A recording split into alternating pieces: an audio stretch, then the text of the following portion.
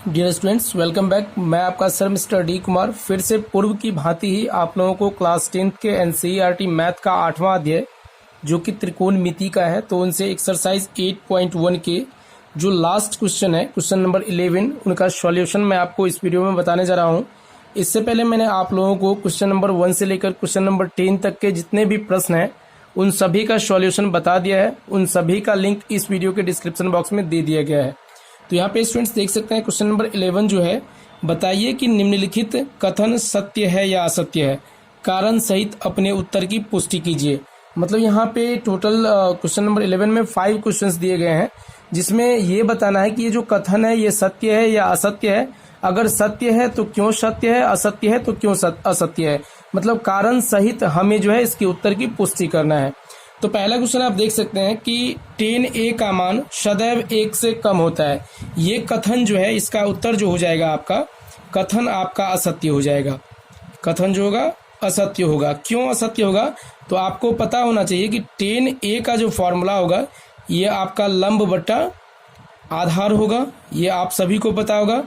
जो भुजाओं के सापेक्ष जो त्रिकोणमितीय अनुपात का फॉर्मूला होता है उसमें tan थीटा बराबर लंब बट्टा आधार होता है। देखिए, अगर लंब आधार से बड़ा हो जाएगा तो tan थीटा का जो मान होगा वो 1 से बड़ा होगा। लेकिन यहाँ पे सदैव पूछा गया है, ऑलवेज जो है 1 से कम होगा, तो ऐसी कोई बात नहीं है। 1 से कम भी हो सकती है, 1 से ज्यादा भी हो सकती है और 1 भी हो सकती है। तो यहाँ पे कारण हम लिखेंगे। कारण में हम दे सकते हैं कि जब लंब आधार से बड़ा होगा, जब लंब आधार से बड़ा होगा तो tan का मान 1 से बड़ा होगा। 1 से बड़ा होगा। ऐसा कोई कंडीशन नहीं है कि हर हमेशा आधार ही बड़ा होगा। लंब भी बड़ा हो सकता है, आधार भी बड़ा हो सकता है। जब लंब बड़ा होगा तो आधार छोटा होगा, आधार बड़ा होगा तो लंब छोटा होगा, या लंब आधार इक्वल भी हो सकता है। तो जब इक्वल होगा तो tan का मान 1 हो जाएगा। अब आपको एक चीज याद रखना है, जैसे कोई भी आप त्रिकोणमितीय अनुपात की जिक्र करते हैं तो आप उसमें समकोण त्रिभुज का जिक्र करते हैं। मतलब जब भी आप त्रिकोणमिति पढ़ते हैं तो समकोण त्रिभुज से रिलेटेड आप कोई भी जो है लंब आधार या कर्ण के बारे में बात करते हैं। तो आपको पता होना चाहिए कि समकोण त्रिभुज में सबसे बड़ी भुजा जो होती है ये आपकी कर्ण होती है। कर्ण जो होती है ये समकोण के सामने की भुजा होती है। तो आपको याद रखना कि ये भुजा जो है ये जो है हर हमेशा बड़ी होगी। कर्ण जो होती है वो लंब और आधार दोनों से बड़ी होती है। इसको अगर आप लंब मानते हैं, इसको अगर आप आधार मानते हैं, तो लंब आधार में जो है परिवर्तन हो सकती है, लेकिन लंब आधार से बड़ी भुजा जो होती है वो कर्ण होती है, जो कि आगे आप इसका जो है सॉल्यूशन देखेंगे। फिर आगे देख सकते हैं दूसरा क्वेश्चन सेम इसी प्रकार से है कि कोण ए के किसी मान के लिए सेक ए 12/5 हो सकता है। तो देखिए, चूंकि सेक ए बराबर फॉर्मूला क्या होता है, देखिए कॉस का उल्टा सेक होता है, कॉस होता है आधार बट्टा कर्ण, तो ये हो जाएगा आपका कर्ण बट्टा आधार होगा। तो चूंकि आपको भी पता है कि चूंकि कर्ण जो होती है ये हर हमेशा आधार से बड़ी होगी। आपने अभी देखा कि समकोण त्रिभुज में सबसे बड़ी भुजा कर्ण होती है, तो यहाँ पे कर्ण बड़ी भुजा, जबकि ऊपर में देख सकते हैं कर्ण के बराबर 12 लिया गया है, आधार के बराबर 5 लिया गया है। तो किसी कोण ए के लिए सेक ए का मान 12/5 हो सकता है। ये कथन क्या होगा?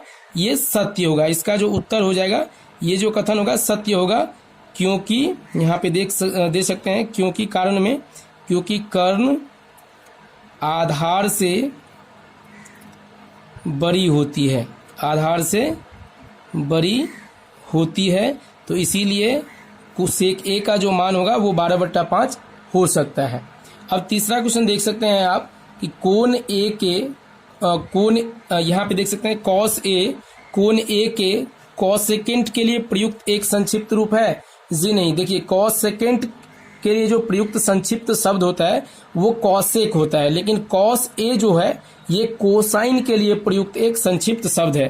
तो यहाँ पे ये जो उत्तर होगा इसका ये हो जाएगा असत्य। असत्य क्योंकि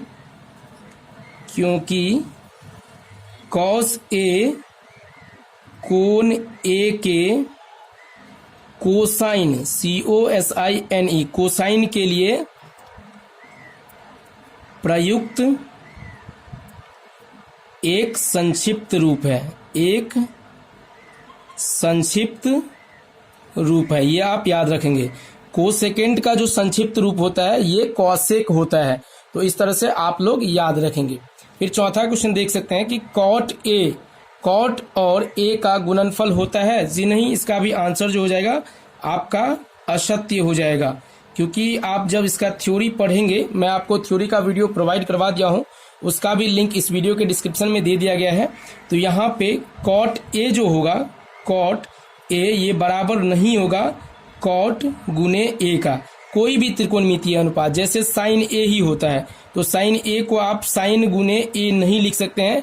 ये जो है थीटा के सापेक्ष एक त्रिकोणमितीय अनुपात है। उसी प्रकार कॉट ए भी थीटा के सापेक्ष एक त्रिकोणमितीय अनुपात है, ना कि कॉट और ए का गुणनफल है। तो इस तरह से आप लिख सकते हैं। उत्तर असत्य, कारण में आप यहाँ पे देख सकते हैं क्योंकि लिख देंगे, क्योंकि कॉट ए बराबर नहीं होता है कॉट गुने ए। अब जो लास्ट क्वेश्चन है, क्वेश्चन नंबर 11 से जो 5 नंबर क्वेश्चन दिया गया है, किसी भी कोण थीटा के लिए साइन थीटा 4/3 हो सकता है। तो यहाँ पे आप सबसे पहले देखें कि साइन थीटा होता क्या है। साइन थीटा आप सभी को पता होगा लंब बट्टा कर्ण होता है, और आप यहाँ पे क्या देख रहे हैं कि साइन थीटा 4/3 दिया गया है। तो देखिए यहाँ पे क्या होगा, चूंकि कर्ण जो होता है ये आपका हर हमेशा लंब से बड़ा होता है, बट यहाँ आप क्या देख रहे हैं, यहाँ पे आप देख रहे हैं 4 क्या है, लंब है। 4 जो है ये छोटा है किस से, 3 से। मतलब कहने का मतलब ये हुआ कि यहाँ पे लंब हो गया, लंब जो है मतलब कर्ण जो है ये आपका यहाँ छोटा हो गया है लंब से। इसके अकॉर्डिंग ये कर्ण हो गया, ये लंब हो गया, तो लंब से कभी भी कर्ण छोटा नहीं होगा। तो चूंकि कर्ण लंब से छोटा है, जो कि असंभव है, जो कि यहाँ पे लिख सकते हैं आप असंभव है, क्योंकि समकोण त्रिभुज में सबसे बड़ी भुजा कर्ण ही होती है। तो इसका जो उत्तर होगा, इसका भी उत्तर आपका असत्य हो जाएगा। कभी भी साइन थीटा का मान 4/3 नहीं हो सकता है, 3/4 हो सकता है, क्योंकि 4 जो है कर्ण आप ले सकते हैं, 3 लंब ले सकते हैं, लेकिन 3 लंब और 4 कर्ण नहीं ले सकते हैं। किसके लिए? तो त्रिकोणमितीय अनुपात साइन थीटा के लिए। तो इस तरह से आप लोग जितने भी क्वेश्चंस दिए गए हैं उसका सॉल्यूशन दे सकते हैं। तो आशा करता हूं आपको मैंने जो कुछ भी बताया वो अच्छे तरीके से समझ में आ गया होगा। तो इस प्रकार से एक्सरसाइज 8.1 के जितने भी क्वेश्चंस थे उनका मैं हर एक पार्ट वाइज वीडियो के माध्यम से सॉल्यूशन बता दिया हूं। तो चैनल को आप सब्सक्राइब जरूर करके रखिए, ताकि आपको हर एक आगे आने वाली क्वेश्चंस की सॉल्यूशन अप टू डेट मिलती रहेगी। मिलते हैं नए वीडियो में इस तरह के नए सॉल्यूशन के साथ, तब तक के लेते हैं अलविदा। जय हिंद, जय भारत, थैंक यू।